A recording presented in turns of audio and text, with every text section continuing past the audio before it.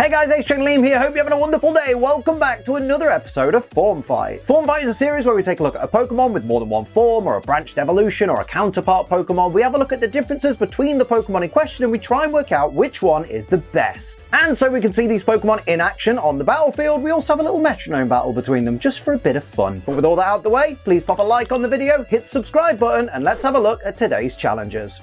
Today on Form Fight, we're going to be looking at the two forms of Typhlosion, which are Johtonian Typhlosion and Hisuian Typhlosion. Now, to get yourself a Johtonian Typhlosion, simply raise a Quilava to level 36 in any region other than Hisui, and it will evolve into regular Johtonian Typhlosion. Similarly, to get yourself a Hisuian Typhlosion, simply raise a Quilava to level 36 in the Hisui region specifically, and it will evolve into Hisuian Typhlosion. But what makes these two forms of Typhlosion so different? Let's take a look. According to the Pokedex, Johtonian Typhlosion stands at 1.7 meters tall and weighs 79.5 kilograms. Its Pokedex information says Typhlosion obscures itself behind a shimmering heat haze that it creates using its intensely hot flames. This Pokemon creates blazing explosive blasts that burn everything to cinders. As for Hisuian Typhlosion, it's slightly shorter at 1.6 meters tall and slightly lighter at 69.8 kilograms. Its Pokedex information said to purify lost forsaken souls with its flames and guide them to the afterlife. Some believe its form has been influenced by the energy of the sacred mountain towering at Hisui's center. Now, on the scale of how cool these Pokemon's shiny forms look, with 0 being they barely change, what's the point, and 10 being wow, they change completely but somehow still look amazing, I'd put Johtonian Typhlosion around about a 5, since it does swap its bluish-black fur for brown, say that 3 times fast, but it's not really a drastic change to say the least. Now, I'd put Hisuian Typhlosion shiny slightly higher at about a 6, since again, it's not much change, but the pale blue does differentiate it from its regular version just that little bit more. Now let's have a look at the typing, weaknesses, and resistances of these Pokemon forms. First up, Johtonian Typhlosion is a pure fire-type Pokemon, which makes it weak to ground, rock, and water-type moves. It resists bug, steel,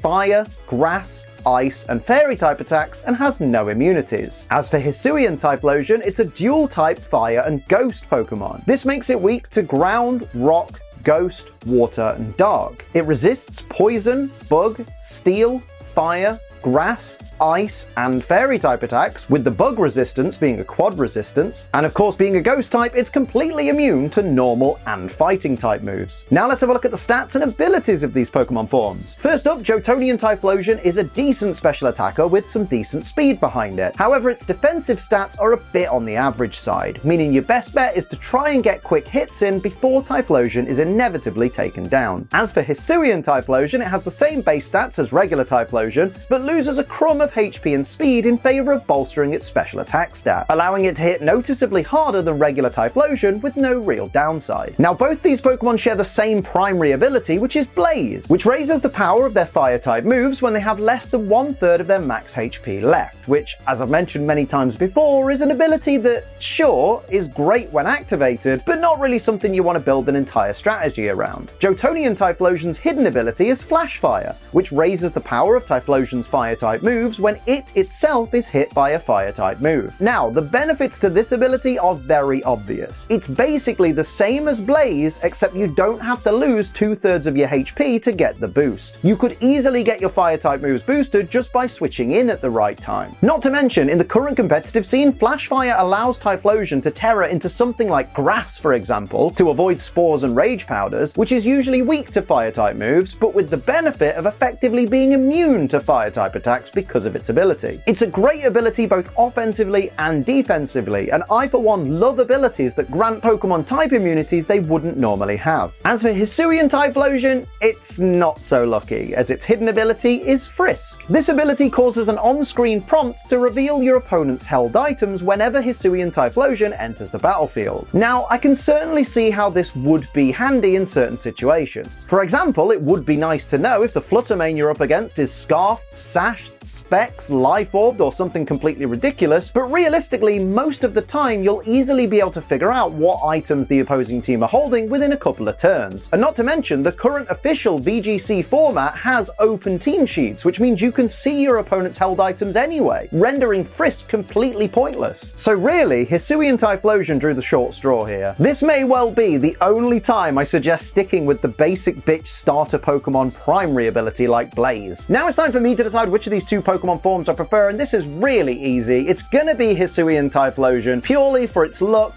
Its shine is amazing, and competitively, given that it has that extra bit of special attack, it's just that little bit more useful than the regular. But of course, it's not just up to me to decide which is my favorite, it's up to you guys to decide which is your favorite. So let's see these Pokemon in action on the battlefield, right after this word from our sponsor. Oh baby, let's say thank you once again to the wonderful people over at G Fuel for sponsoring our channel. We really appreciate you, G Fuel. You are wonderful. If you don't know G Fuel, they make a wonderful energy formula with barely any calories, zero sugar, and a whole heap of wonderful flavors, but they also have a caffeine-free hydration range, and that's what I'm drinking today with bubblegum lemonade. Mate, that is absolutely gorgeous. You need to get yourself some hydration to get yourself through these hot summer days, because good lord, I'm dying in my office right now, and G Fuel's hydration range is getting me through. Of course, whenever you place an order on gfuel.com, don't forget to use code ACE at checkout, that's our channel's code, to save yourself 20% off your order, 30% off starter packs, and various other selected products each month, and support this channel in the process. We really freaking appreciate it, because man, 2023 is a rough year, right? Remember though, G Fuel Energy is for over 18s only because it contains caffeine, and children don't need to be anywhere near caffeine. They're annoying enough as it is, and because it contains caffeine, drink it responsibly. Don't be a dickhead. Now before we start the battle, just in case you're new here, the Pokemon you're about to see all have max IVs in all stats, 0 EVs in all stats, they've got neutral natures, they're holding leper berries just in case they run out of metronomes, and they've got their hidden abilities. The only advantage or disadvantage any of these Pokemon get come from their typing, their abilities I guess, their base stats, and everything else is all up to the metronome. Let's go. Here we go, everybody. It's time for another beautiful form fight. We've got Hisuian Typhlosion. We've got Johtonian Typhlosion. Who's going to come out on top in this battle that ultimately means nothing, but it's just a little bit of fun? Oh, look, they're holding leper berries, just like I said they'd be. Well done to that Frisk ability. It's almost like with open team sheet, Frisk is pointless. Here's Mystical Fire to start things off from Shiny Johtonian. Not very effective, of course, but does lower the special attack one stage of the regular Hisui there. Now, regular Johto is going to go for Magnet Rise. Do you know what? That's a great tactic. Avoid any of those devastating ground type attacks. Now over to the regular Hisui, who's going to go for a Wave Crash. That's super effective. Didn't protect against that, did you? Massive damage there to the regular Johto, and a little bit of recoil damage for regular Hisui as well. Here's Shiny Hisui now, who's going to fire off a Fire Fang, activating the Flash Fire ability and making Shiny Johto Typhlosion's Fire-type moves 50% more powerful. Here's a not very effective Bullet Seed from the regular Typhlosion. Or it looks more like he's just doing some burpees, you know? You go down, you do the push-up, you stand up, do a little jump, you get back down. Mate, you get that burn. You do what you need to do. Not very effective, though. Only 4 hits, but that's a decent amount of hits, to be honest, because it's an average of like 3.25, isn't it? And here's Johto, Shiny Johto, I should say, with Infestation. That's going to slowly wear away at the Shiny Hisuian Typhlosion there. Don't let the lack of damage in the initial hit fool you. Here's Metal Sound, although I don't think, does Infestation damage? Yeah, it does. It damaged on the first hit, but it's not very effective. But the Metal Sound drops the special defense of the Shiny Johto by 2 stages. Here's an Astonish from the regular Hisuian Typhlosion there, and there's the problem with Infestation. As long as Shiny Johto's on the field, that Infestation is going to keep sapping at the health of Shiny Hisui. Here's a Bulk Up goes the attack and defense, that's it, of regular Johto by 1 stage apiece. And now Shiny Johto looking to fire off something else, goes for Power Trip onto a super effective hit there onto the Shiny Hisui, but it's had no stat boost, so not really worth it.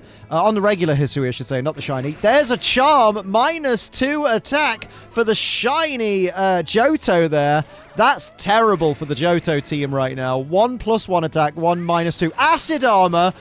increasing the defense stat of regular Hisui by 2 stages. So any physical attacks from the shiny Johto to the regular Hisui are going to feel like love taps right now. Here's shiny Johto, though, with Shadow Force, which I believe is a physical move. So we'll see how much this does, because it would be a super effective physical move, of course. And here's the regular Johto here, who's going to go for a Fire Punch. It's not very effective, even boosted. Who'd have thunk? Now we see shiny Hisuian Typhlosion getting itself ready, and it's going to go for Spore, but it aimed for the wrong Johto Typhlosion right there. So now over to regular Hisui to see if it can make up for that error there. Goes for Roar of Time into the wrong Typhlosion once again.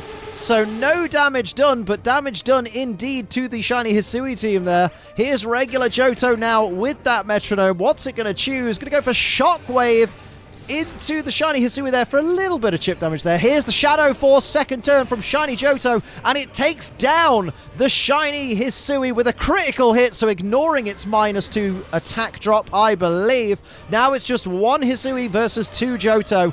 What will the shiny Hisui, the regular Hisui, I should say, do right now? Goes for Rising Voltage into the shiny Johto for a decent amount of damage there. The electromagnetism wore off, so no more immunity to ground type moves there for regular Johto. Shiny Johto, though, goes for Double Team, knows that its special defense is down 2 stages, so raises its evasiveness to make sure it can avoid those all-important attacks. And now we see regular Johto goes for Cross Poison. It's not very effective and does not get the poison on the Hisui. That's gutting for the Johto team. Hisui goes for Slack Off, raising its HP back up by 50% of maximum. Great play there. Now over to regular Johto to begin the next turn. It's going to go for Spit Up, but it hasn't stockpiled anything. So you silly Billy. What a silly Billy. Someone give him the Silly Billy Award. Here's shiny Johto, though, who's going to go for Ice Spinner. Again, not very effective, and with -2 attack, barely scratched the surface, and +2 defense, don't forget, on the Hisui Typhlosion there. Goes for Disable, though, onto the regular Johto, which means that Johto's Metronome is going to fail, and it's going to have to, it's going to have to struggle, which is going to do 25% recoil damage to itself each time it's used, so I think it's going to knock itself out. Ignore the little menu icon that's not disappeared. Great game here. Stomp is going to fail. It does not affect the ghost type Hisuian Typhlosion, so it gets a chance to use the Metronome once again and goes for Echoed Voice into the shiny Johto. It does land in spite of the double team there. There's the final struggle. Did barely anything, but down goes the regular Johto. It's just shiny Johto versus the regular Hisuian there. I guess that box is just there for life now. Cheers, Scarlet and Violet. Great game. Here's a Sand Attack, though. I'm just kidding. I love Scarlet and Violet in spite of its flaws. That's how good it is. Down goes the Accuracy 1 stage, though, after that Sand Attack of the regular Hisui there. So +1 evasion, -1 accuracy. There's a Fairy Wind, though, still landed. There goes that box. Lovely. Not very effective, though, of course, Fairy Wind. So Johto goes for Blizzard. Not very effective once again into the Hisui there. How will Hisui respond here? It's going to go for Bitter Malice, shades of Hisuian Typhlosion there, but it is avoided by shiny Johto. What will shiny Johto follow up with? It's going to go for Tri Attack. That doesn't affect the ghost type Hisuian Typhlosion. It's neck and neck right now. The regular Hisui once again fires off a double team of its own. Turnabout is fair play. Going to try and avoid any attacks incoming. So shiny Johto got its work cut out for it now. Goes for Struggle Bug. Again, not very effective, though, but will drop the special attack by 1 stage, so giving itself a little bit more protection there, especially after the special defense drop from earlier. Hisui goes for Twister. It lands on Johto, and you've got to think that special attack drop mattered so much. Here's Infernal Parade, though. That's the signature move of Hisui Typhlosion, and you've defeated it with it. That's callous right there. That is some despicable behavior by the Johto Typhlosion team. A victory, but at what cost?